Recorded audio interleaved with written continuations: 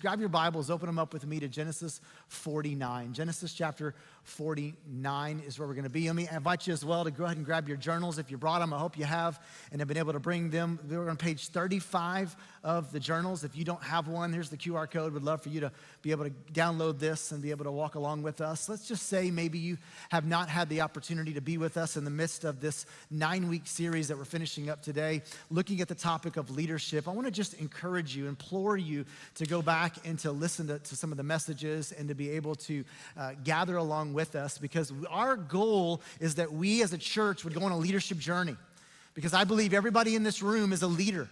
You're a leader, a minimum of yourself. But many of you are leaders in even greater capacities, maybe in your homes and maybe in your communities. Maybe you're leaders at your workplace. Maybe you're a leader on your team. And we want to equip you, because hopefully what you've discovered as the result of this sermon series is that you've grown more in love with God's word. Like, I love leadership books. I read a lot of leadership books. That being said, there is no greater leadership book than this one. Like, this right here is the most life-giving thing that you possibly could ever have. And so I just want to encourage you to whatever you do to personally grow, make sure God's word is the forefront and the first thing of what you do, because this is the greatest thing possible. I hope that in the midst of this series, you've grown more in love with the God who wants you to be a great leader.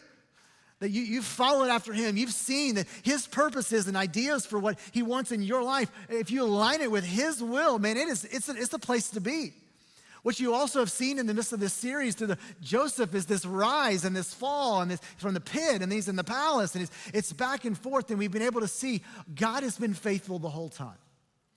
I have up here the bottom lines of every one of these messages that you can kind of see here. Again, I want to encourage you, make sure that you digest this and you marinate on this. This is something that you keep coming back to. But today, on page 35, I want you to write down this main point that I want you to take away from the message today, which is this: leaders leave legacies. Leaders leave legacies. I have the privilege of being a pastor, and what that means is that I have the opportunity to be with people at some of the highest moments of their life. I also, though, have the opportunity to be with people at some of the most difficult moments of their life at a funeral. The way a funeral service typically works, you've got like a podium or something that would be up here, and then I usually have a chair that I will sit back here. When it's my time to speak, I'll get up, but I have the opportunity to kind of stand behind the family, and I would tell you that the most difficult part of a funeral service is not the death. That's a normal thing. It's hard for sure, but the reality is all of us are going to die, and we all know it. The hardest part of a funeral that I've found is sitting in that chair and having to look at a family member that comes up here, and they look of the casket of their loved one, and they say stuff like this: "If only I'd have told him. She never knew what I thought. I just wish if I had one more moment, this is what I'd want them to hear." I had a guy that I did a funeral for recently, and his son gave a beautiful eulogy for his dad. And he walked up to me afterwards, and I said, "Man, you did a great job. I know that was hard to do. You did a really, really good job." And he says, "Man, you know what's the hardest thing? Is that I saved my best words for when he couldn't hear them. Like, if I had a chance to have 5 more minutes with him, I'd have said all that stuff to him instead of just having to say it about him." I want to ask the question: are there words that people in your life need to hear that you're just assuming that they know? I've been doing this a long time, and I'm telling you, I've never one time had somebody come up to me and say, "Man, you know what? I just love too much. I blessed people too often. I cared too deeply." No one's ever said that. Yet I've seen story after story after story of people that feel regret because of words which never had the opportunity to be spoken. Be honest. What are you assuming people know in your life?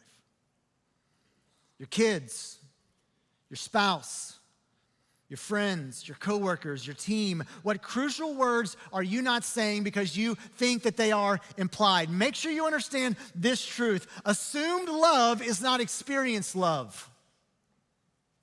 Assumed blessing is not experienced blessing. MIT did a study. They looked at 10,000 obituaries, 5,000 deathbed accounts, and the number one regret, not what people did, but what people didn't say. 84% wish that they'd expressed more gratitude. 91% had someone they needed to affirm, but they didn't. Then they interviewed the families, and that's when it got real. What they discovered was this, is that kids who've never heard, "I'm proud of you," are 3 times more likely to struggle with self-worth. That spouses who've never heard, "You're enough," are 5 times more likely to battle insecurity. What this shows us is this, is that your silence isn't neutral, your silence is destructive. It shows that it creates a void that darkness begins to fill. Someone that you love right now is experiencing life without words that they desperately need to hear from you. And you're assuming that they know, but they don't. I want you to take your journals out. I want you to write down. I'm going to give you 3 things from the text today, Genesis 49 and Genesis 50, about how you can leave a legacy. First one is this. Speak life while you still have breath. Speak life while you still have breath. In the last 2 chapters of the book of Genesis, it's kind of interesting. Genesis 1 starts with creation. It ends with 2 funerals. But what we're going to see is that these funerals don't just die with them because of the intentionality of the words that are spoken. We see Jacob. Jacob is a central character. He's one that is Joseph's father. We've heard about Jacob all the way from Genesis 37. And if you read the story of Genesis prior to chapter 37, you see the story in the life of Jacob. Then we're going to see at the end of chapter 50 the funeral of Joseph. And what we see is in both of these moments, they speak words that leave legacies. In Genesis chapter 49, look with me at verse 1. It says, "Then Jacob called his sons and said, 'Gather yourselves together that I may tell you what shall happen to you in days to come.'" He's not gathering his 12 sons, that's how many sons that he has. He's not gathering them all there so that he can dole out his inheritance. He's gathering them all there so he can give them something much more valuable, and that's identity. That's purpose. That's calling. He doesn't get them all together and be like, "All right, boys, you be good." Like some generic word spoken to all 12. What I want you to do, I don't have time to read it, but I want you to read through today. I want you to read through all of chapter 49, and what you will begin to discover is that Jacob begins to speak specific words to each and every child. It's not some generic blessed. It's instead, here's exactly what I see in you. Look at verse 10. It says there, Judah. Judah's one we saw along the way. He was the one that kind of stood up for Benjamin and said, "Hey man, you're not throwing Benjamin into the jail. You put me in the jail." Kind of was a spokesman, de facto spokesman. It says there that scepter shall not depart from you. What this is that Jacob is declaring kingliness in Judah's life. We know the story of history goes that Judah, from him eventually came David, and from David eventually came Jesus. What he's doing is he's prophesying here to his son, and he's saying, "Son, I need you to know something. You may think your life's just like this. I see this in you. You're going to be a king, son. This is what's on the future for you."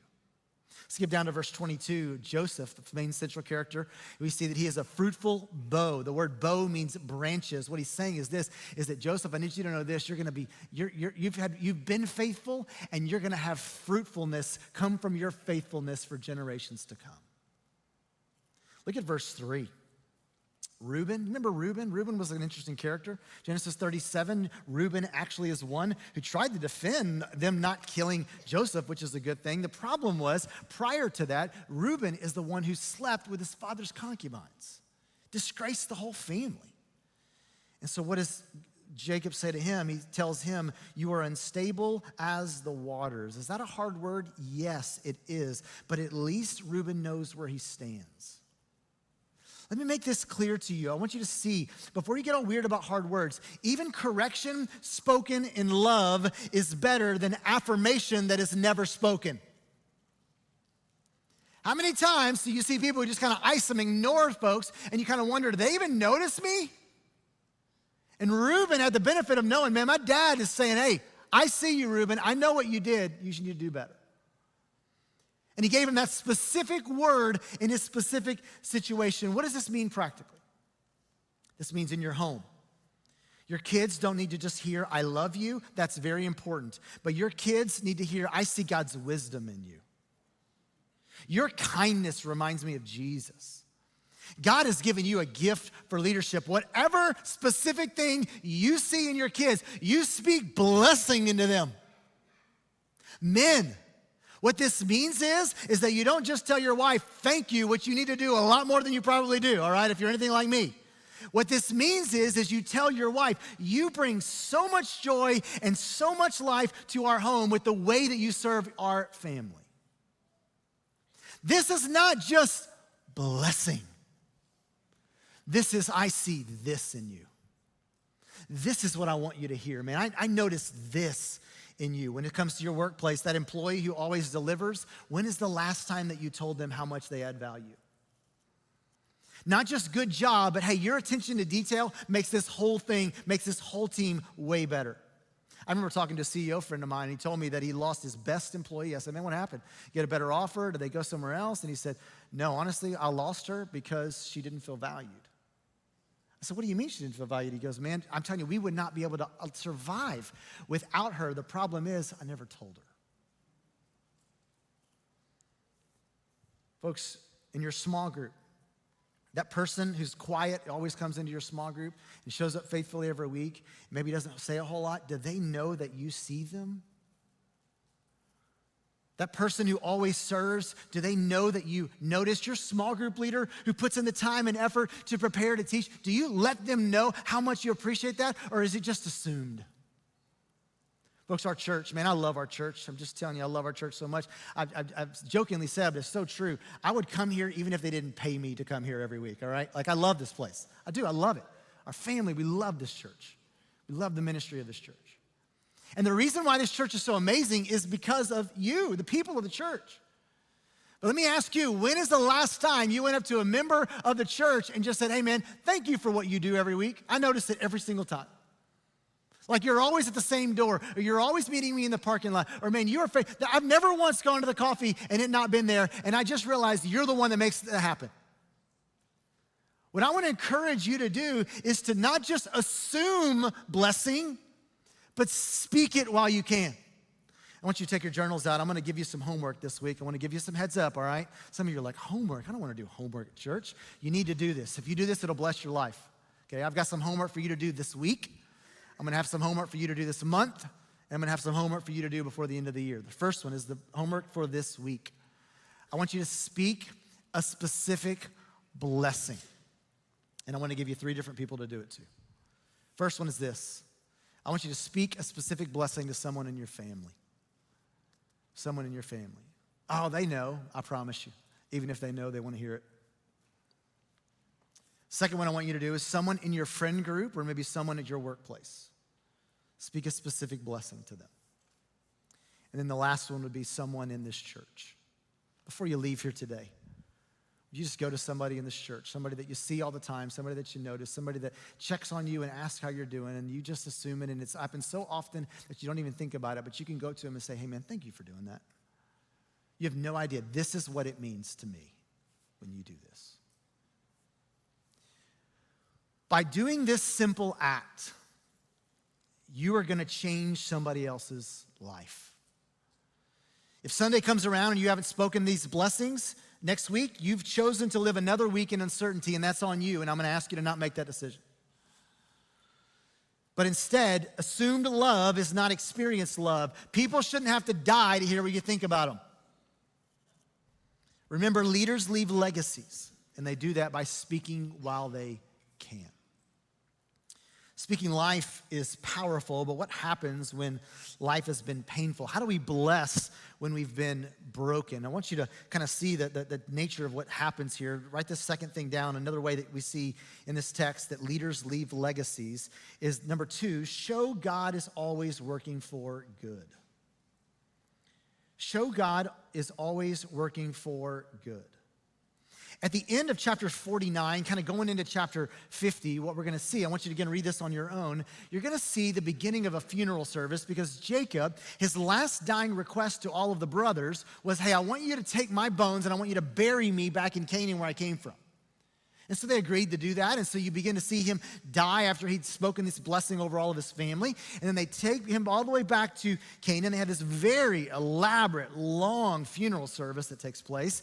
And then afterwards, as they're making their way back over to Egypt, all of the brothers start thinking, you know what? Joseph, we kind of did one on him. And I can imagine he's going to be like everybody else is that eventually I'm going to get back at you and I'll even wait to get my turn when it's necessary. And their assumption was when Jacob was alive, Joseph wasn't going to do anything. But now that Jacob's gone, they're thinking, oh, this is now Joseph's time when he's going to come and take retribution back on us. So they come up with this elaborate plan and they come to Joseph and they say, hey, just FYI, your dad told us to tell you that you're supposed to forgive us whenever he dies. Kind of a preemptive shot. Hey, man, don't come after us. Look at the words that are spoken beginning in verse 19, some of the most beautiful words in all of the Bible. It says, but Joseph said to them, chapter 50, Joseph said to them, do not fear, for am I in the place of God? Verse 20 is a verse you should memorize. But as for you, you meant evil against me. But God meant it for good, to bring it about that many people should be kept alive as they are today. So do not fear, I will provide for you and your little ones. Thus he comforted them and spoke kindly to them. Look specifically with me at verse 20. The NIV, New International Version, translates it like this. You intended to harm me, but God intended it for good.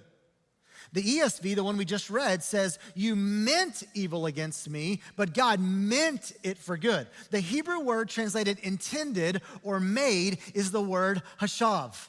Hashav, I want you to say that with me. Hashav. Hashav, it means to weave like a master craftsman. It's the same word that's found in Exodus whenever it begins to describe all of the elaborate tabernacle curtains that were going to be put in there. And it shows all the different colors and all the different designs. It says that they were hashaving, they were weaving those things in order to make that beauty. What it's saying is this, is that every thread is intentional, every color is purposeful, nothing hashavah is being randomly done. It is all being done in such a way to create a masterpiece. And Joseph is not saying, hey, God allowed suffering and some bad stuff to happen. He's saying God was weaving. Hashab, he was weaving. Picture a master weaver at a loom. From underneath, whenever they're stitching it together, it just looks like chaos and knots. And then what do? They flip that thing over and you see a beautiful picture that is being created. What looked like random threads of pain were actually God's deliberate design of a master craftsman who sees the finished tapestry. Joseph is saying, while they were selling me, God was shavaying me. He was weaving in me. Here's what gets insane. Look at verse 20, the end of it. To bring it about that many people should be kept alive. God wrote a rescue story through rejection. Track this, guys. Joseph was betrayed by his brothers, which led to saving the nations from starvation. Joseph was thrown into a pit, which led to him eventually being elevated to a palace. What I want you to see is this. This right here is a gospel trailer for what's going to happen in 2,000 years.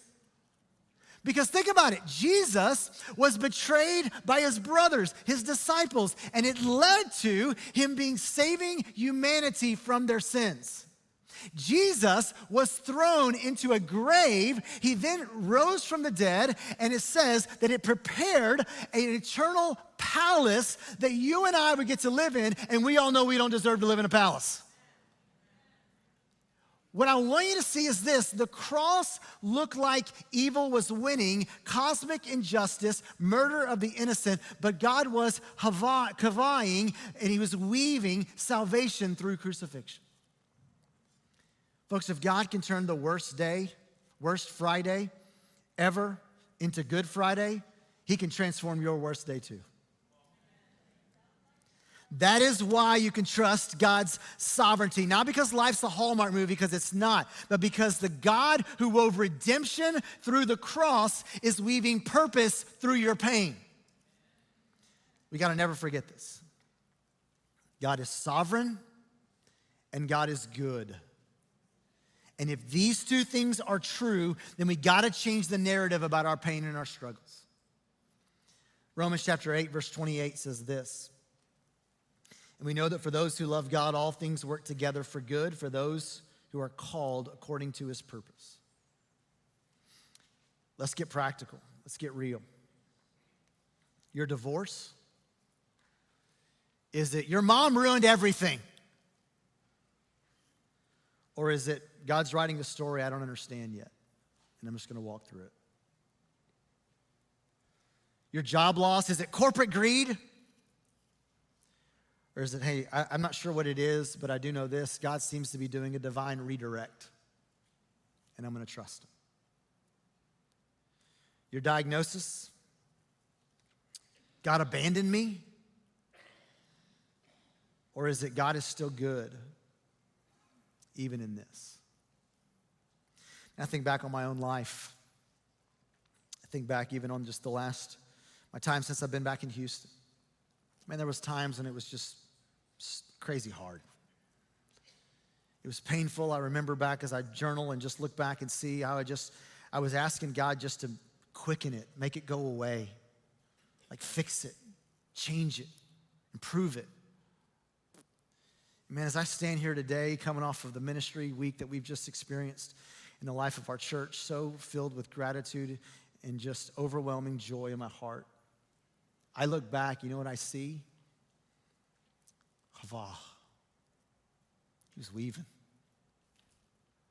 And all those times when maybe it felt hard and difficult, it's exactly what God wanted in order to create this beautiful picture. And I just got to trust the process. Folks, the same is true for you. God is weaving in the background when you can't see. And you can leave a massive legacy by allowing your response to pain to become the resource that other people lean on in their problems. They're learning how to interpret suffering by watching you interpret your suffering. So for your family, for your coworkers, for your friend, leave a legacy where you are constantly speaking about and you're confirming that God is working all things for good. Take out your journals. Here's your homework. You got to do this in the next 30 days. I want you to share your Joseph story with someone. I want you to share your Joseph story with someone who needs it. What's your Joseph story?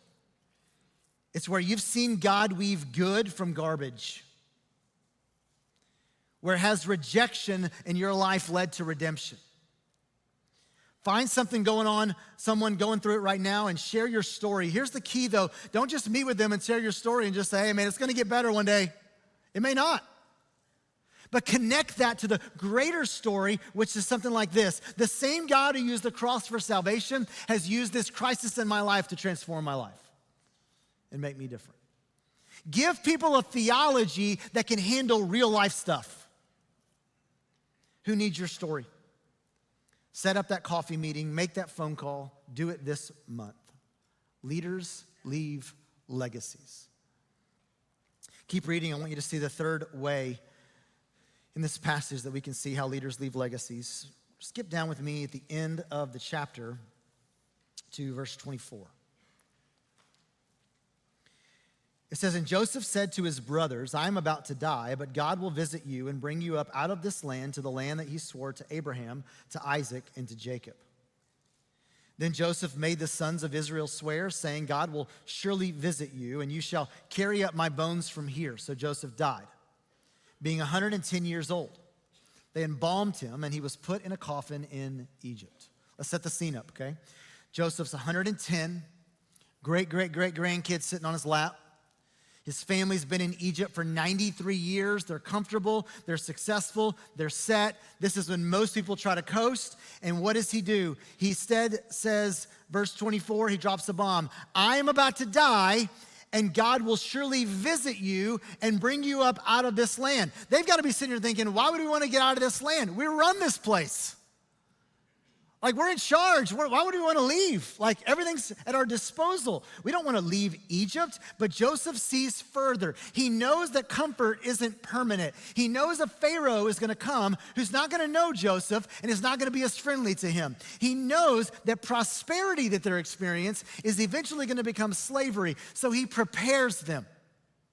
It's one thing to trust God with your pain. It's another to help others trust him with theirs.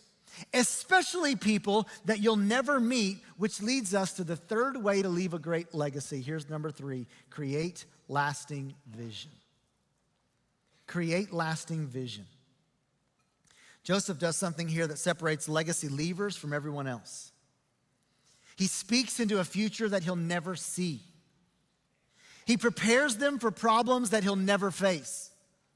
He gives them promises for pain that he'll never experience. In verse 24, it says that he will visit. It's actually listed in the Hebrew twice. It's meant to be like, you can take it to the bank. This 1,000% will surely happen. No question whatsoever. God will come for you. He's promising God's presence in the face of oncoming difficulty. He's saying hard times are coming, but God's track record is perfect. Go back to Abraham. Remember him? Go back to Isaac. Remember him? Go back to Jacob. Remember him? Now think about this going forward. You have a track record of seeing. God will not forget you. And then in verse 25, he does something genius. Look at what it says. You shall carry up my bones from here. Why bones? Because future generations need tangible reminders of God's promises. For 400 years, imagine this, through slavery, through infanticide, through decades when God seemed silent, there sat Joseph's coffin preaching one sermon. Hey guys, this isn't home. God will come and you just need to hang on. And of all the elements of Joseph's life, we've talked about a ton. The thing that gets mentioned in Hebrews chapter 11, which is called the Hall of Faith, is verse 22 is this about Joseph. Here's what it says. By faith, Joseph, at the end of his life, made mention of the exodus of the Israelites and gave directions concerning his bones. This, not interpreting dreams, not saving Egypt, not saving the world. This is what gets Joseph mentioned in the Hall of Faith. Speaking about something that won't happen for 400 years. It shows you can have a vision that outlasts voice. And here's what messes with me. Joseph's thinking about people that he'll never meet. He's investing in generations that he'll never see. He's giving words that will sustain people through slavery that he'll never experience. In 1905, this entire region here in the northeast area of Houston was basically a hunter's paradise. It's where people came to hunt. There was a bunch of pine trees all over the place, and so because of that, the sawmills would come in here every now and then, and it was plentiful supply for them to be able to get some resources to be able to cut down these trees. However, it was just a place that most people knew of this area as a place that you would go hunting. And then in 1906, they found oil, and it changed everything. You suddenly had an influx of 15,000 people who moved into an area all trying to get rich by getting some of that oil. There was no infrastructure at the time, and so what they did is they set up these tent cities. You can imagine there's really no order to the whole structure. They just 15,000 people descending on this hunting area. They set up their tent cities. There was lawlessness. There were people that were just debauchery taking place. It was all the things you can imagine by people trying to just get rich. And there was a pastor who came through. His name was J.J. Pipkin. And J.J. Pipkin thought, you know what this area needs? It needs a church. And so he got together with 11 charter members, and they started a church. at the corner of Avenue C and Main Street. It became that ultimately, but it wasn't at the time. It just started it at the corner, and it became downtown Humble. That church is this church. I just got to wonder if J.J. Pipkin could walk into our church services today, what he would think. If J.J. Pipkin heard about all the lives that got changed in our community in the last 8 days in the ministry and the life of this church, that's just stuff that we know about.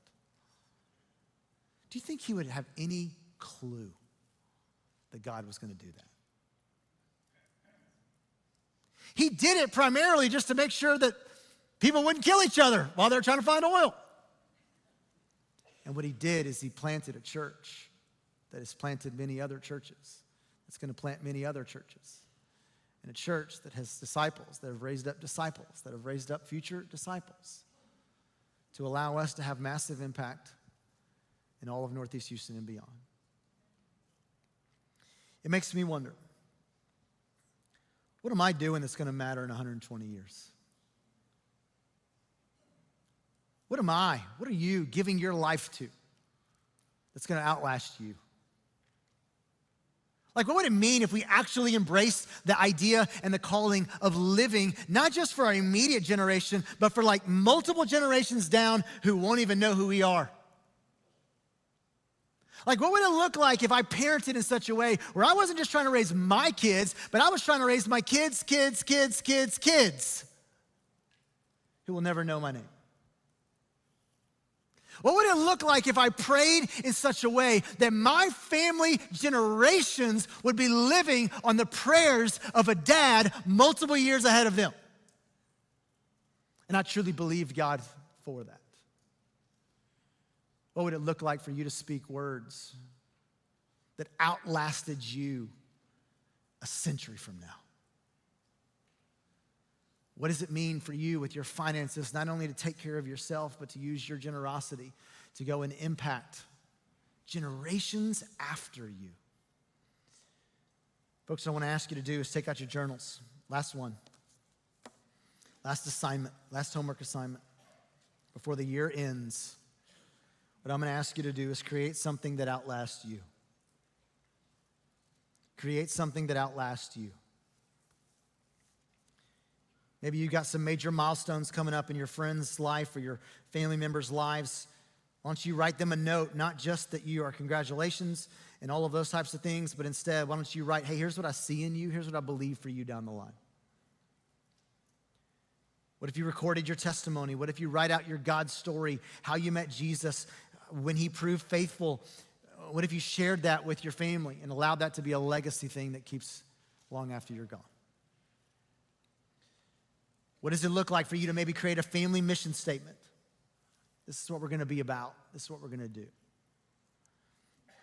Joseph's bones preached for 400 years. What are your words going to do? Your legacy isn't what you accomplish. It's the vision that you cast for those who come after you. 3 things leaders do to leave legacies. They speak life while you have breath. They show God is always working for good. And they cast vision beyond your lifetime.